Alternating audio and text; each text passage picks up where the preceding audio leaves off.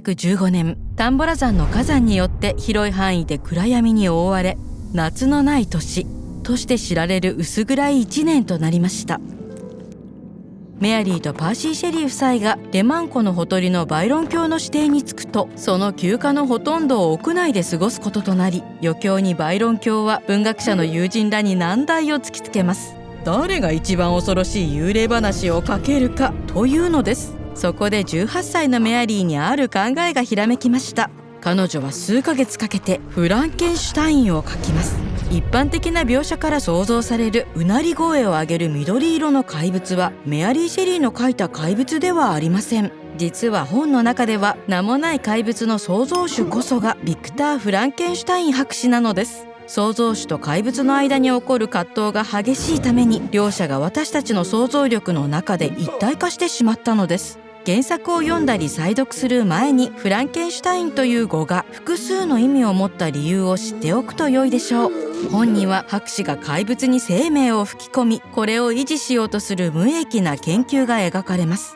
彼は死体を継ぎ合わせて怪物を作り、電気ショックを与えて意識をもたらします。しかし実験が完了すると結果におののき逃げ出します。しかし打ち捨てた怪物を払いのけるには時間も空間も足りず、物語は両者の恐ろしい追いかけっこに展開します。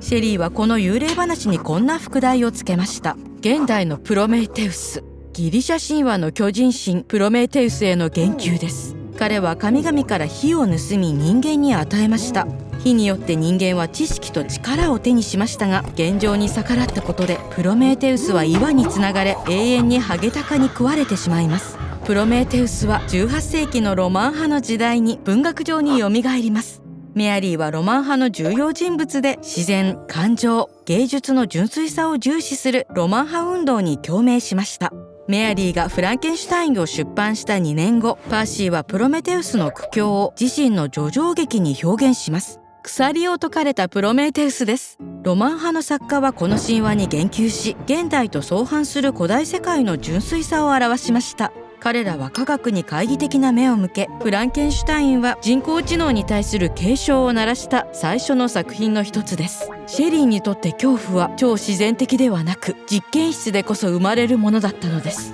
さらにゴシック小説の仕掛けが文章に満ちています。ゴシックというジャンルは不安を煽る不気味な設定、グロテスクさ、忘却に対する恐怖などが特徴です。これらはフランケンシュタインに現れています。しかしこの恐怖は個人的なトラウマでもあり、シェリーの状況への言及が文章にあふれているのです。1797年にメアリーはウィリアム・ゴドウィンとメアリー・ウルストンクラフトの間に生まれました。両親ともに革新的な知識人で、母親の書いた女性の権利の用語はフェミニズムの文献として重要なものです。母親は出産の際に合併症で亡くなりました。メアリーには母親の死の影がつきまとい、後に彼女の出産時での問題ともなります。彼女は16歳でパーシーと駆け落ちし妊娠しましたが、生まれて間もなく赤ん坊は死んでしまいます。その後の4回の妊娠で無事成長したのは1人だけでした。この悲劇を作品のテーマに結びつける批評家もいます。シェリーは出産を創造的かつ破壊的に描き、怪物は自然な生命のサイクルに生じた歪みとして描きます。怪物は栄光を追い求めるあまり、自然を歪めた博士自身なのです。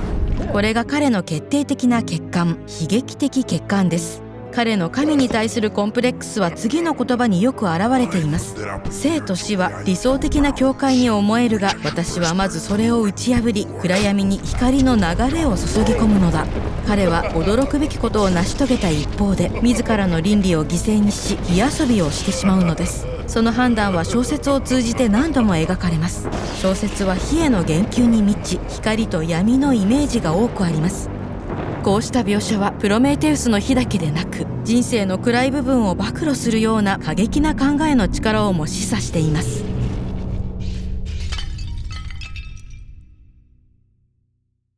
チャンネル登録をお願いします。そこに新しい学習のチャンスがあります。